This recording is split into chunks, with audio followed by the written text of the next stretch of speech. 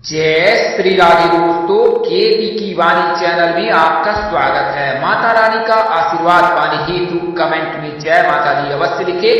वहीं अगर आप महाकाल के भक्त हैं तो कमेंट में हर हर महादेव अवश्य लिखे। यकीन जानिए माता रानी सन महादेव की कृपा आप पर और आपके पूरे परिवार पर अवश्य बरसेंगी और आप परिवार स्वस्थ एवं सुखी रहेंगे। साथ ही आपकी सभी मनोकामनाएं यथाशीघ्र अवश्य ही पूर्ण हो जाएंगी। दोस्तों, आज की वीडियो में आपको दृक पंचांग के अनुसार से दिसंबर महीने में जिन 4 दिनों में 4 राशि के जातकों के सगाई और शादी के प्रबल योग बन रहे हैं उसकी जानकारी मैं देने जा रहा हूं।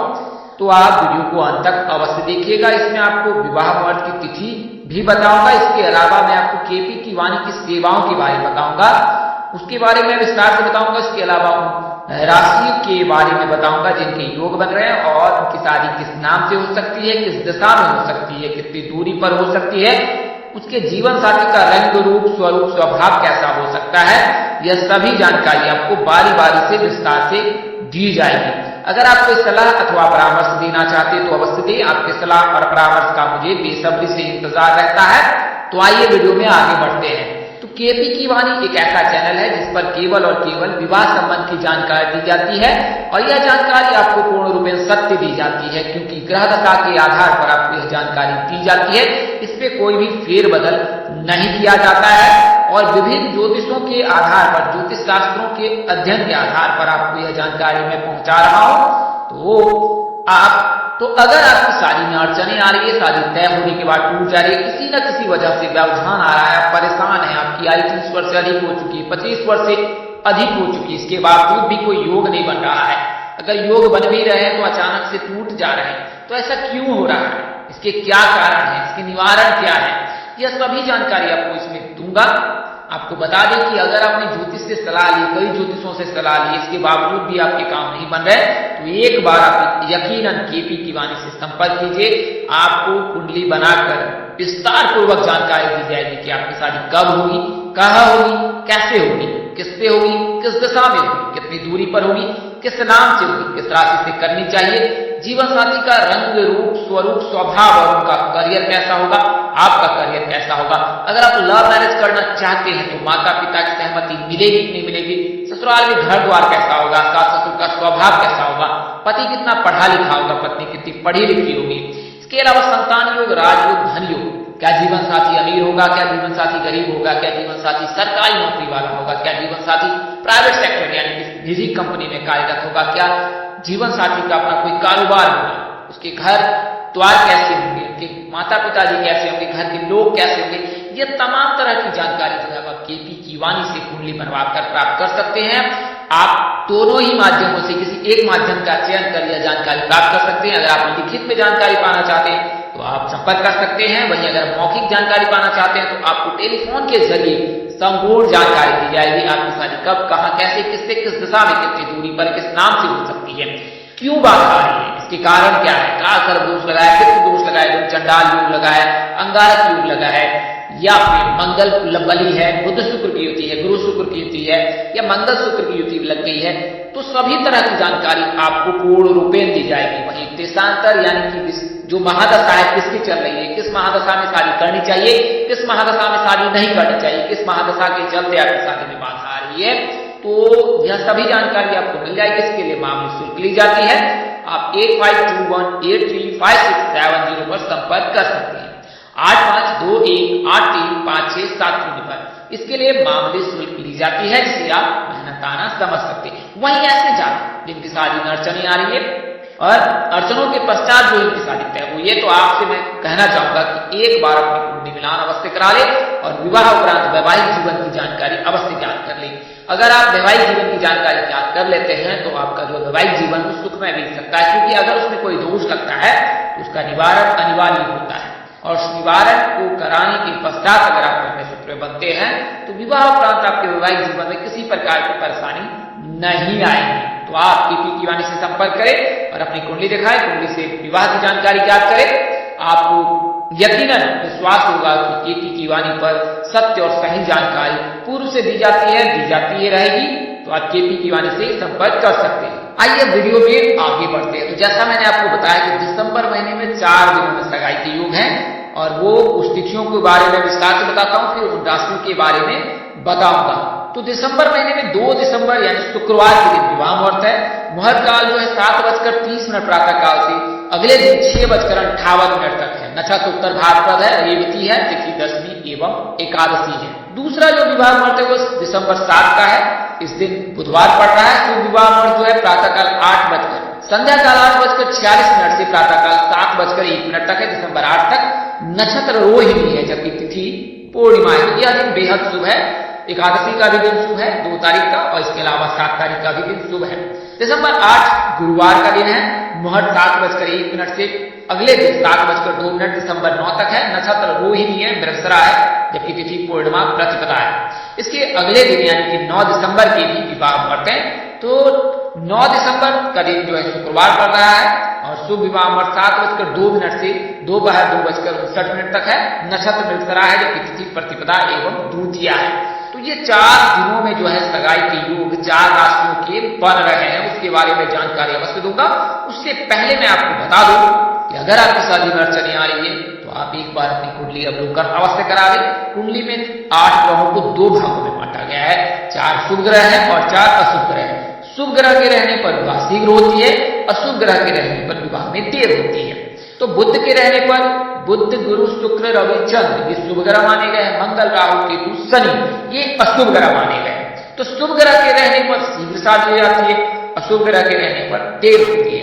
शुभ ग्रह यानी बुध के रहने पर 20वें वर्ष से, गुरु के रहने पर 24वें वर्ष से, चंद्रमा के रहने पर 25वें वर्ष से, शुक्र के रहने पर 26वें वर्ष से, मंगल के रहने पर 28वें वर्ष से, राहु के रहने पर 27वें वर्ष से, सूर्य के रहने पर 27वें वर्ष से, और शनि केतु के रहने पर 30वें वर्ष से योग बनते हैं। हालांकि इन्हीं को अगर पजल कर दें यानी कॉलबरेट कर दें, एक दूसरे के साथ करते हैं, तब जो है कई योग बनते हैं, और उन योगों के चलते या तो शीघ्र हो जाती है या फिर देर से होती है।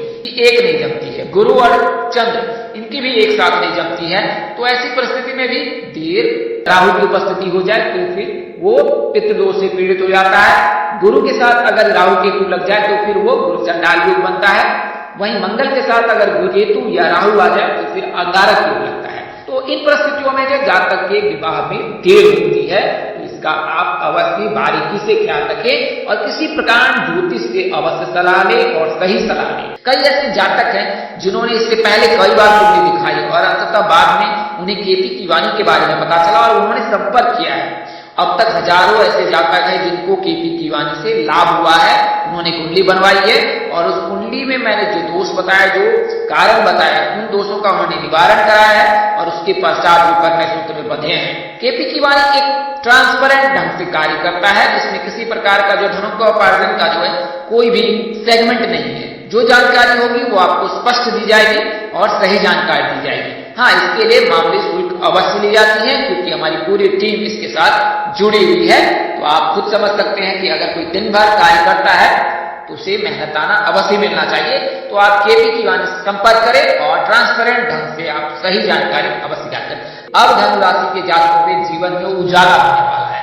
धनु राशि के जो जातक हैं, इससे पहले वो 7.5 से पीड़ित थे, उन्हें मानसिक, शारीरिक, आर्थिक नुकसान झेलना पड़ा है, लेकिन अब उन्हें कोई परेशानी नहीं होगी। अब उन्हें कोई परेशानी नहीं होगी क्योंकि शनि मार्गी हो गए हैं और शनि जो है 7.5 अंतिम चरण में है और आने वाले जनवरी महीने में 17 जनवरी के पश्चात धनु राशि के जातकों को 7.5 से मुक्ति मिल जाएगी और उनके जीवन में नया सवेरे होने वाला है। इसके अलावा गुरु मार्गी भी है, शनि मार्गी है और इसके चलते जो है शनि जो है अंतिम चरण में जातक को कोई ना कोई शुभ फल अवश्य देता है। तो यह शुभ फल आपको विवाह का मिलने वाला है। धनु राशि के जातक, वहीं धनु राशि के जो लड़के हैं उनके लिए भी शुभ योग बन रहा है, लड़कियां जो है उनके लिए भी शुभ योग है। लड़कियों के लिए जो है 24 नवंबर से ही बन रहे हैं और लड़कों के जो है 5 दिसंबर से योग बन रहे हैं। आज 23 दिनों तक आपके लिए शुभ योग है। 5, 7, 9 इन 3 दिनों में आपके लिए शुभ योग है। हालांकि उसके पश्चात जनवरी महीने में जो है जब 7.5 से आपको मुक्ति मिल जाएगी तो 2023 में तो सहनाइयां बजेंगी अगर आप धनु राशि के जातक हैं। तो धनु राशि के जातकों का नाम अक्षर भ से शुरू होता है। इनके राशि स्वामी गुरु हैं, आराध्य देव श्री विष्णु नारायण जी, जैसा मैंने आपको बताया गुरु के राशि परिवर्तन से, गुरु के मार्गी होने से और शुक्र के गोचर होने से धनु राशि के जातकों का शुभ योग बनेगा। 7.5 से उनको मुक्ति मिल जाएगी। शनि मार्गी है इनके कुंडली में अभी, तो यह सभी शुभ योग धनु राशि के जातकों के साथ बन रहे हैं। तो इसके लिए मैं कह रहा हूं कि धनु राशि के जातकों के लिए अब नया सवेरा होने वाला है जीवन में। इनके राशि स्वामी गुरु है राधिदेव श्री विष्णु नारायण जी। भाग्यशाली रंग इनका पीला है और भाग्यशाली अंक 9 और 12 है। राशि धातु कांस्य है। राशि सुभ्रत पुखराज है। राशि अनुकूल वार जो है गुरुवार का रविवार है। राशि अनुकूल पुखराज माणिक्य अनुकूल दिशा आपके लिए पूर्व है। राशि तत्व अग्नि है। राशि प्रकृति पित्त है। राशि स्वभाव द्वितीय स्वभाव है। तो अगर आप धनु राशि के जातक हैं तो पुखराज धारण कर सकते हैं। आपके लिए दिन जो है गुरुवार और रविवार बेहद शुभ है। भगवान श्री विष्णु जी की पूजा अर्चना उपासना करें और साथ में शनिदेव की पूजा उपासना अवश्य करें। इसलिए आपके जीवन में सभी प्रकार की बाधा समाप्त हो जाएगी। शादी किस दिशा में होगी? तो ईशान कोण यानी उत्तर पूर्व दिशा में होने के प्रबल योग बन रहे हैं। कितनी दूरी पर हो सकती है? तो अधिकतम 80 किलोमीटर हो सकती है। किस नाम से हो सकती है? तो ALES नाम से प्रस्ताव आ सकता है और वे किसी एक जातक के साथ आप प्रणय सूत्र में बन सकते हैं। किससे करना सही रहेगा? तो मेष और मीन राशि के साथ करना उत्तम रहेगा। अगली राशि वृषभ राशि है। वहीं बात करें वृषभ राशि की, तो मंगल का जो राशि परिवर्तन 13 नवंबर को होने वाला है वृषभ राशि में, तो इसके लिए वृषभ राशि के जातकों के लव मैरिज के 100% योग बन रहे हैं। वृषभ राशि के जातकों का नाम अक्षर B से शुरू होता है, V से शुरू होता है और U से शुरू होता है, ब व उ। इनके राशि स्वामी शुक्र है और शुक्र का गोचर जो है धनु राशि में होने जा रहा है और इसके चलते वृषभ राशि के जातकों के लिए शुभ योग बन रहा है। आराध्य देव जो है देवी जो है मां दुर्गा है। भाग्यशाली रंग इनका सफेद है। भाग्यशाली अंक 2 और 7 है। राशि धातु लोहा सिक्का है। राशि शुभ रत्न हीरा है। राशि स्वभाव स्थिर है। राशि अनुकूलवार शुक्रवार बुधवार का शनिवार है।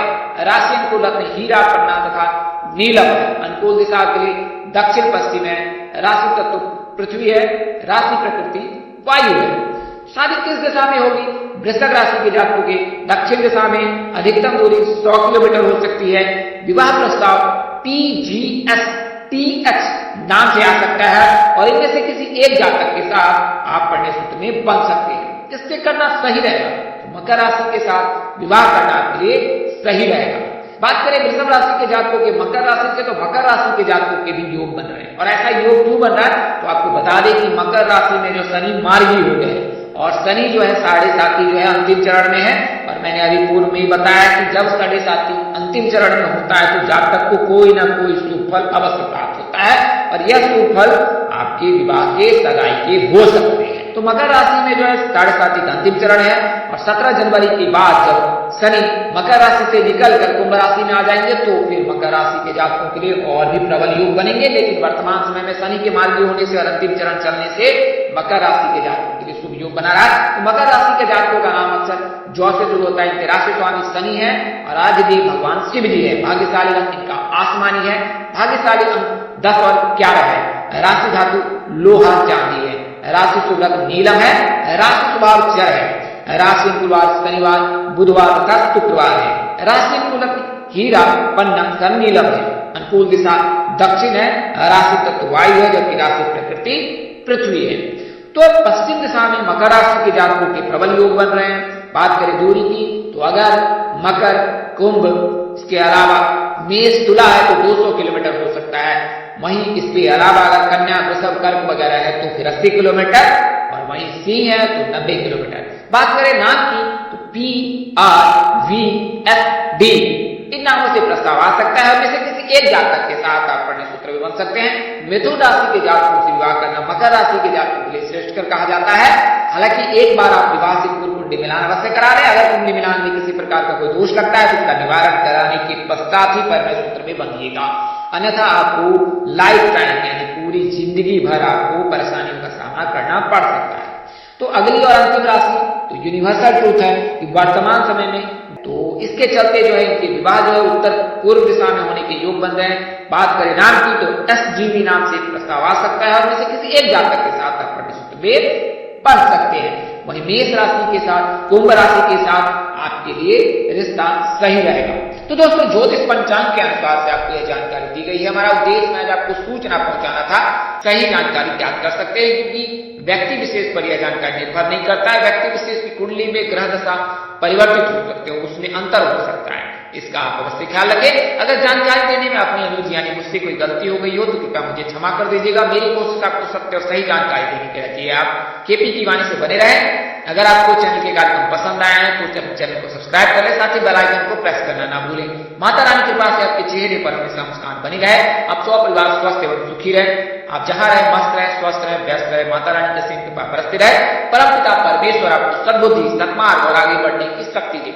नमस्कार, जय श्री दोस्तों, जय श्री कृष्ण, जय माता दी, जय माता।